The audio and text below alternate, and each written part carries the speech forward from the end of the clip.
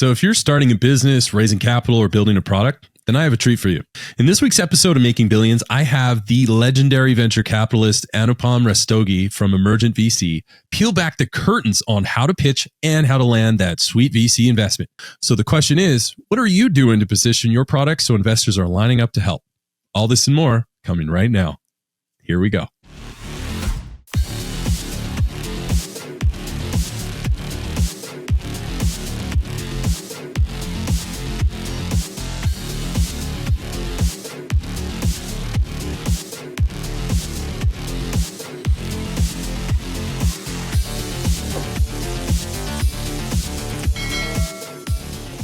Hey, welcome to another episode of Making Billions. Today, I have my dear friend Anupam Rastogi. Anupam is the general partner at Emergent, a VC firm with 140 million plus under management that focuses on augmented intelligence, enterprise automation, and the future of work, cloud, and infrastructure. So what this means to you is that Anupam is about to walk us through the details on how to raise capital, how to pitch a VC properly, and how to book and build your product market fit so solid that you're going to have an awesome go-to-market strategy. So Anupam, welcome to the show, man. Thanks a lot.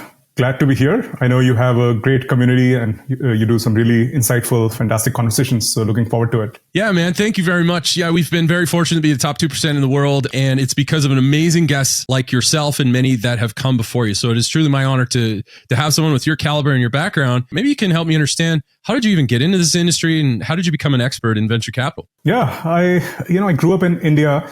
I studied computer science, so I was always into technology. And I started off my career as a inventor initially and researcher, researching new ways to make internet faster. Did some of that, published some patents and papers, and quickly realized that I wanted to be actually at the forefront of putting these things out into some of the work I did. By the way, this was now 20 plus years back, that did see light of day, but 10, 15, 20 years later. So I was a little bit early to the market. I wanted to be much closer to the market. So I moved into product management and worked for a couple of startups that saw good scaling over time and had good exits, big acquisitions, and then got into venture about 14 years back after going to business school, transitioned over into venture capital.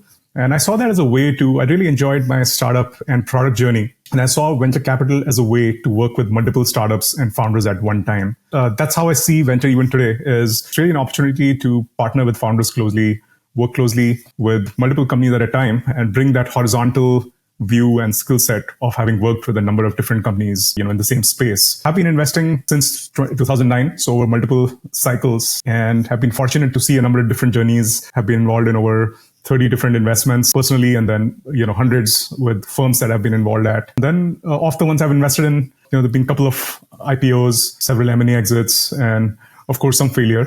And so there's learnings from all of those that I bring to what I do. Perfect. You launched Emergent with a partner. Maybe you could walk us through about the inception of Emergent. After all that experience, now you're putting it into the single house known as Emergent. Maybe walk us through a little bit about Emergent, what it does, and more importantly, why startup founders and even investors should care. Yeah, absolutely. So, at Emergent, our focus is around three things that we were seeing as gaps in the market at the time. And one was really coming in fairly early in the journey at pre-seed or seed stage before this traction and momentum, coming in with high conviction. So we do relatively few investments, but the ones that we do those with high conviction. And we make sure we have sufficient time at the partner level to work with each of the companies that we are working with. So we have only a handful of companies that in that first couple of years of 0 to 1 journey, where we are able to bring a lot of our prior experience and our horizontal view and skill set connections to those companies. So we're seeing that gap of someone that can come in very early. Second was our backgrounds have been in enterprise software, but within that, we were seeing AI come on the horizon.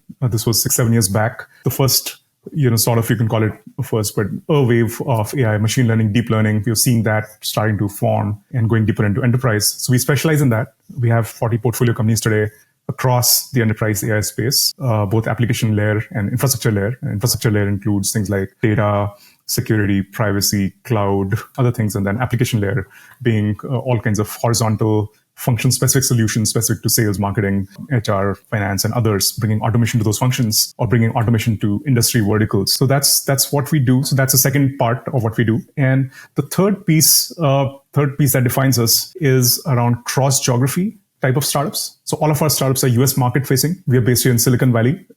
We have deep connections here. So we help startups connect into the Valley. So we only work with startups that are focused on the US market.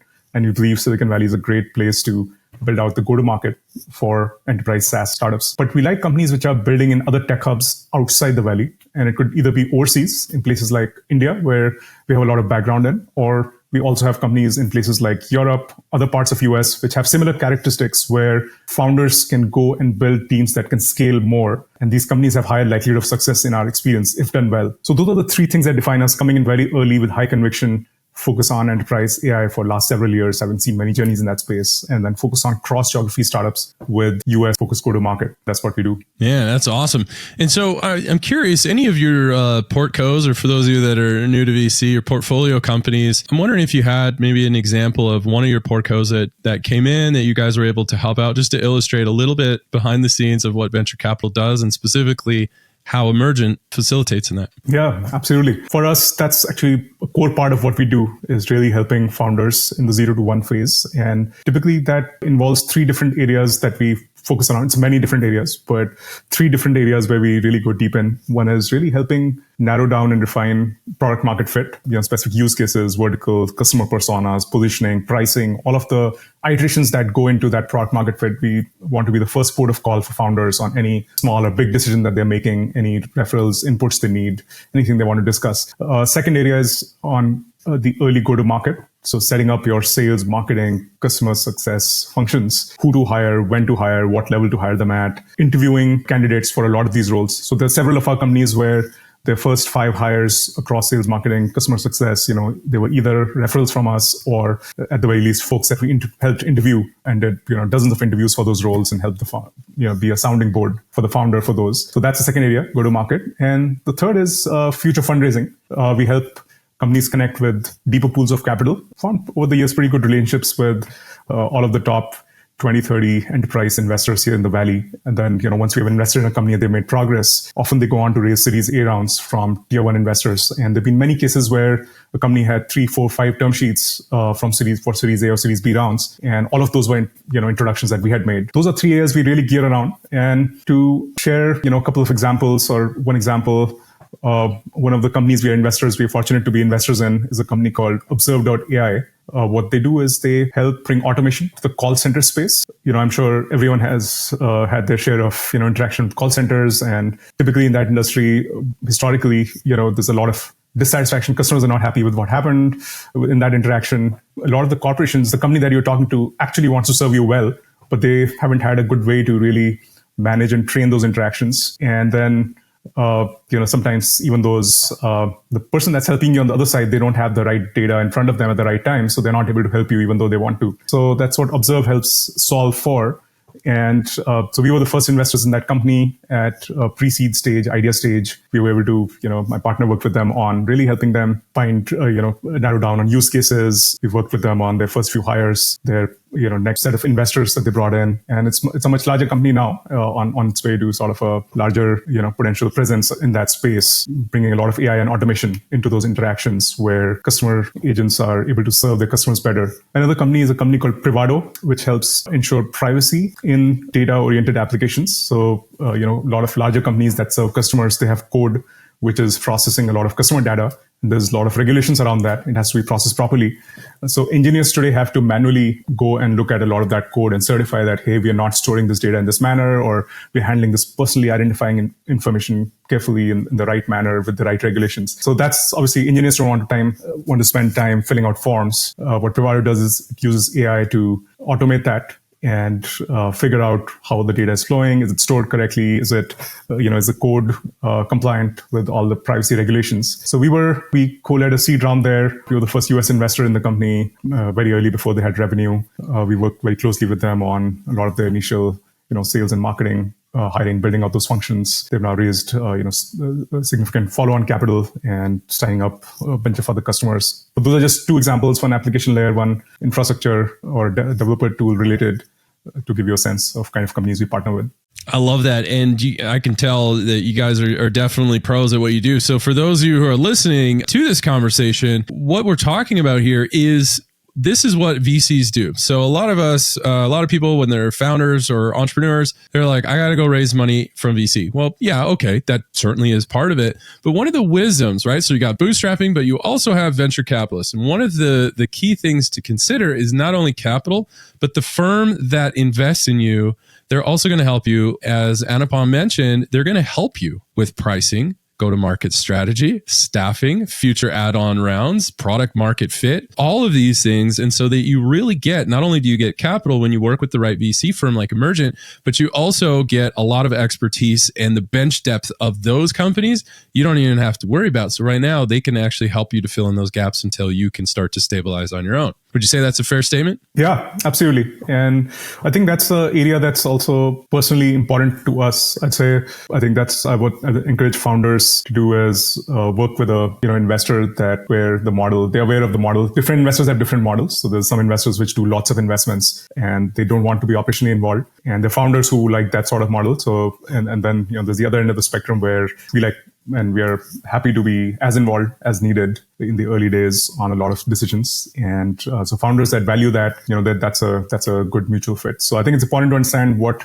does each investor, what kind of role do they play, how they like to help. There's, lots of other great investors as well. So different people have different areas of strength. So ours are the three that I mentioned. Those are the three areas we really double down and go deeper into. Perfect. I love that. So I'm just curious, from all of this vast experience that you've had, I'm wondering if you knew about 2 or 3 things that you can leave behind to just help our listeners gain a competitive advantage. So anything like, let's say, being in VC, not only do you raise money, but people raise money from you. And so during that whole fundraising process, we'll say, what are some of those leave behind things or those best tips that you can give people who are out there trying to fundraise right now? Absolutely. Yeah. So maybe you can start with fundraising because like you said, we sit on both sides there to some extent where we see about 1,000 pitches a year. So we see a lot of entrepreneurs pitching to us. And then with the companies that we have partnered, then they go and pitch to others for their follow-on rounds, next rounds. So we get feedback from that on how that's going.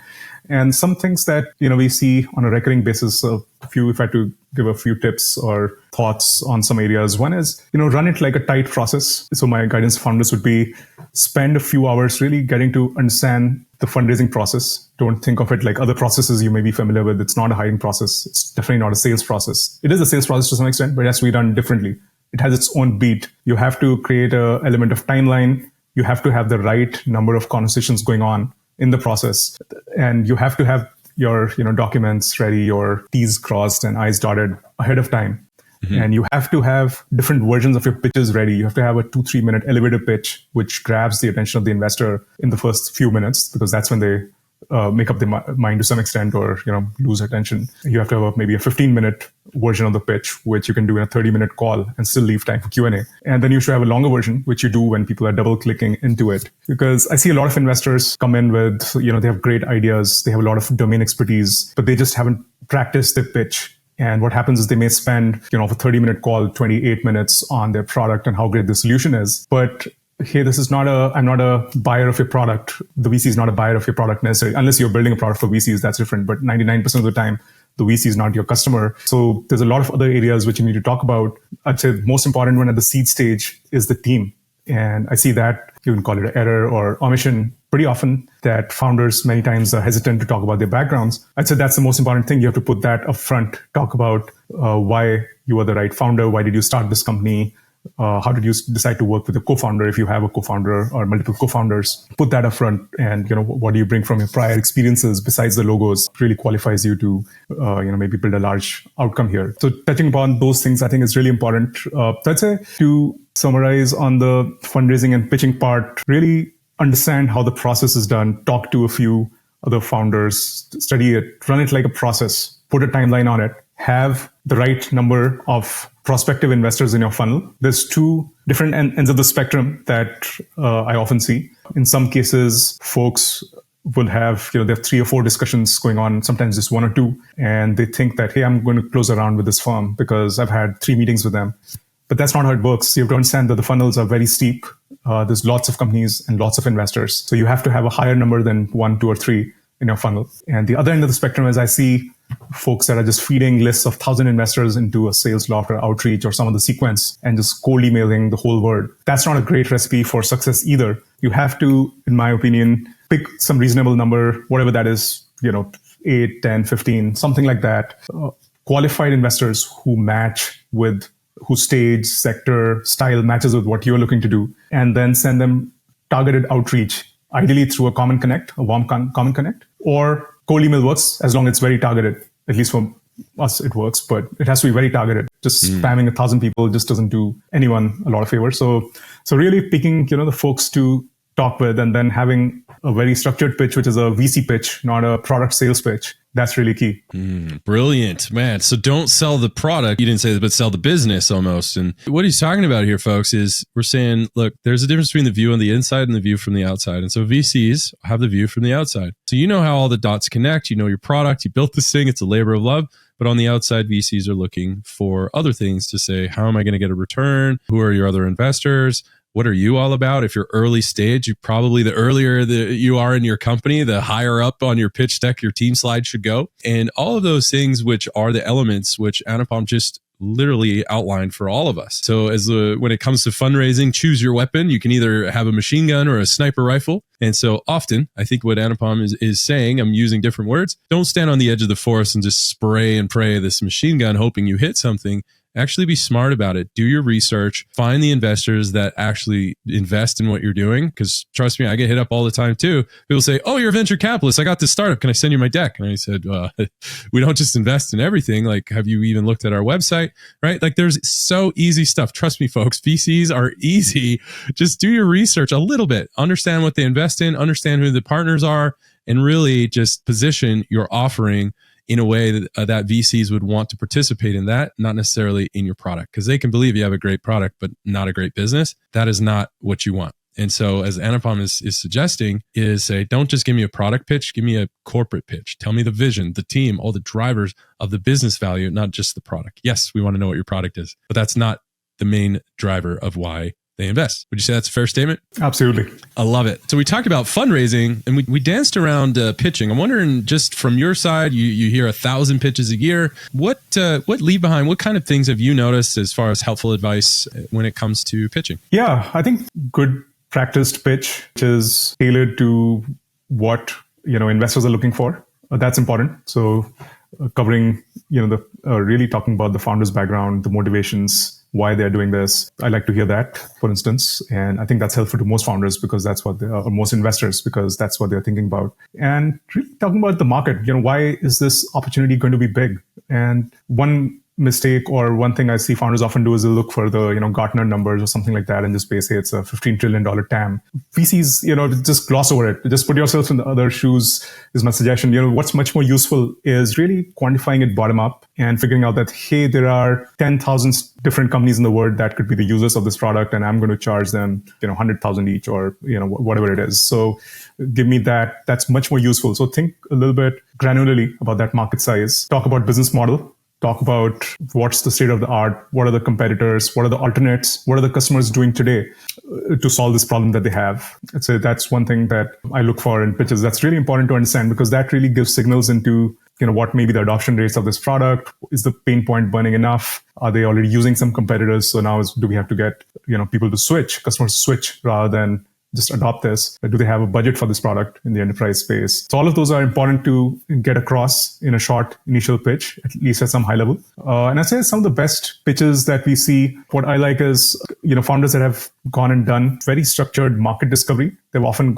talked to, again, I'm focused on the B2B and enterprise space. So these are B2B customers. So often they've gone and talked to 25, 30, 50, sometimes 100 people in their customer persona. And you'd be amazed, on LinkedIn these days, if you write a well-written message, you can reach, anyone that you want. And good founders know how to do it. And they have done that. And they've, in a structured manner, drawn out some insights from it. So that can really, let's say, put your pitch, make your pitch really shine at the seed stage, pre-seed, seed stage. If you don't already have a lot of customers, that really helps as an alternate in that pitch. And then, as I was alluding to, having different versions of that pitch, have a practice 3-minute version, have a 15-minute version that you do in a 30-minute call so that there's time left, and then have a longer version, which goes into that 1-hour type meeting. It could be a partner meeting with multiple folks. So it's still a first meeting for some of the partners that are joining that partner meeting, or it could be a deeper dive call with your with the person that you are engaging with. So those are some areas that I would suggest for founders. The debate is, everyone has their own style, and you look up online, what's the best way to build a pitch deck that VCs are going to fall in love with? And you see all these different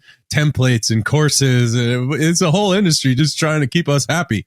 I mean, hey, I appreciate that. But there's a debate. Number one, we've settled one, is where does the team slide go? And the answer is it depends. Early stage goes up in the beginning. Later stage financing goes down towards the end. But what about the big idea, right? So this one is like the big idea. Here's what we're here to do. This is the thing we're going to solve or create or whatever it is. In your opinion, to the rest of the world trying to make you happy, what do you like to see? Where in the pitch deck, if at all, do you like to see the slide, the big idea? I think it has to be really early in the deck. So, you talk about team, and I think you just jump into the problem and the solution. And there's different ways to do it. So there's no right answer in my mind, but I think you have to hit on what you're doing pretty quickly in the first few minutes to keep the attention.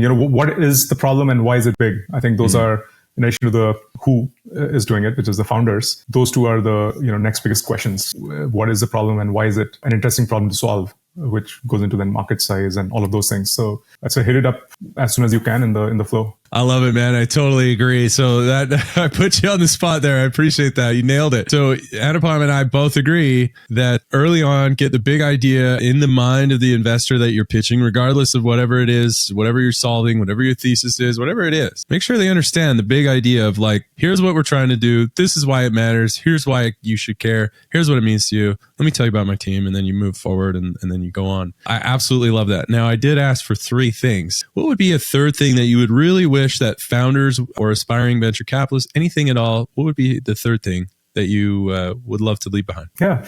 One area I work pretty closely with founders on once we partner with a company is on building out their early go-to-market. Again, being focused on B2B SaaS, and a lot of our companies are tech-driven. So we have a lot of founders who have technology or product backgrounds before they, started this company. Often then the question comes, okay, now we have a product we've built, we have some level of interest from customers. How do we now scale and get more customers? And one natural reaction often is, hey, let's get someone to head sales and scale out the sales team, which generally seen in the first, the 0 to 1 journey, it really has to be driven by the founder, because sales and product are not disjoint at that point. Sales and product are very closely tied, and it's really the founder, the founding team that can play that role of really taking that feedback back and forth very quickly. The second reason for that is that, the early stage sales is really much more of an art, and there's not that many people you can hire who would be able to do that for you. They don't, first of all, not many people exist. And if they do, then with a startup budget, they're probably not someone you would be able to hire at that early stage. So my recommendation to founders always is that be ready to and be prepared to drive the first 0 to 1 journey. It could be, $1 million ARR, $2 million ARR, somewhere in that territory. The founder has to really spearhead from the front lines that whole process. Of course, you could hire people to help you at some point. Once you have some traction, some early traction, you can hire people to help you with the sales process, but you really have to run it yourself, or one of the founders has to do that. So that's one input that I often find myself sharing and, working with founders on. The second related one is, question always comes, who do we hire on sales and marketing? Do we get a head of sales? So let's say you've crossed that early journey, you have a few customers. Now, again, do we get a head of sales, and that head of sales will hire lots of salespeople over time, or vice versa? Do you get someone who can actually do sales themselves, and then you have a few of those people, and then you get someone who can manage them and lead them? My experience has been that, again, the second one actually works better, and it actually goes a little bit hand in hand with what I was saying earlier, with founders actually one of the founders leading the sales org, and then hiring salespeople directly working with them. That generally, in my experience, has ended up working well or better than the other approach. Of course, there's no right answers. I think different circumstances, that's where we have a lot of those discussions with the founders we work with on, who to hire, when to hire them, what kind of profile should they have. Another mistake or another area I see in the early days on the go-to-market and sales side is founders often, when they're looking to hire, let's say the first couple of sales reps, they're trying to go for the big names and saying, hey, in my industry, here are the 2 big names. I'm going to hire the number one, or, one of the top sales reps from company XYZ, which is the number 1 company in my space. And sometimes they're able to do that. They will pay the top dollar and they'll get this, top rated salesperson from that org. Now, the problem with that is sales in an early stage startup where there is barely some level of very early product market fit, let alone a playbook, is very different from mature or larger companies. Larger companies have all these playbooks, they have a brand, they have a lot of existing customers, they have these sales motions, they have territories which are well defined. So these people are working in a very tightly defined spectrum. They know the customers they're going after. These customers are coming in very warm already. The product is well defined. There's a lot of collateral. The pitch is very well defined. And so you are attracting people who can work very well in that environment. Now, some of them may translate into the startup environment, but my experience has been that correlation is pretty low. Success in that very well-established environment does not map necessarily into the startup environment. So I'd say really picking well, and that goes for a lot of other market-oriented functions, including marketing, customer success. So that's my input to founders often, is that when you're evaluating, let's say, the resume, just hide the logos and look at what they've done.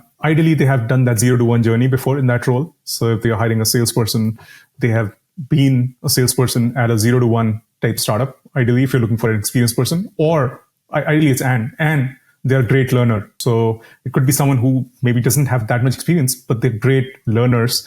And often it's also people that have multiple skill sets. They're good at multiple functions. Because again, in the early days, they will end up playing a lot of roles. There aren't yet those very well-defined guardrails and narrowly defined roles yet. A salesperson may also get involved in, some product conversations, certainly some customer success, retention, upselling conversations, sometimes marketing and collateral they may have to design themselves. So you're looking for more of a all-rounder than someone that's very specialized in a certain kind of swim lane. That's another area that we often find ourselves, working with founders on. And that's my input to founders, is make sure you're hiring the right kind of person for the stage you are at. Yeah, I love that. So go-to-market strategy. So that is a huge part. And if y'all who are listening, if you don't know what that is, I would encourage you to really understand what a go-to-market strategy is. If you at some point expect in your startup to raise money, just have a sense of what it is. No one expects you to be perfect, but the more stuff that you can have even notionally figured out, the better that will land with venture capitalists. So now that we're around in third base, we're bringing it home. Is there any last minute remarks, anything you would like our fans around the world to know? Anything at all? Yeah, no, I'd say it's a great time to be founders right now. A lot of activity with generative AI. Our belief is every workflow in the enterprise and how work is done across every business function, could be sales, marketing, customer service, operations, HR, and every vertical industry that you can think of. Everything is going to change over the next several years and next couple of decades. So it's a fantastic time to be out there if you're a founder. Really incorporate a lot of those newer technologies that are coming in as quickly as you can into your thought process, at least, if not your product. But yeah, great to be here and share our thoughts. It's easy to find us at emergent.vc. And, I'm on LinkedIn as well. Easy to look me up there. And pleasure to be here. Awesome, man. Well, thank you so much. So just to synthesize everything that Anupam talked about, fundraising, master that process, understand that is a process, and then learn what that is and follow that very regimented but effective one. Namely, the big one is don't stand on the edge of the forest spraying a machine gun and calling yourself a hunter. You're not. You're just trying to get lucky. So actually be someone, hunt down those VCs, understand what they love, understand the partners, really understand that, get your list, and that is a big part of your process. The second thing that Anupam talked about is pitching. Pitch what investors are buying, not what you are selling. There's a big difference that to get that check is not necessarily just because you got a cool product. That helps, but that's not it. It's not enough. And so understanding how are they going to make their money, right? Let's just say it out loud. He didn't say that, so maybe you're a little different than me, but I doubt it, is to say, help us understand what this return profile looks like in your business. What are your revenue? What are your assumptions? What's your growth rate? Understand what VCs are buying is not always what you're trying to sell. And then finally, go to market strategy. Know what that is. And ultimately, a big part of that is don't outsource your sales leadership too soon. If you're a founder or a leader or an emerging fund manager, it is your job as the founder to drive that revenue. Do that. You do these things, and you too will be well on your way in your pursuit of making billions.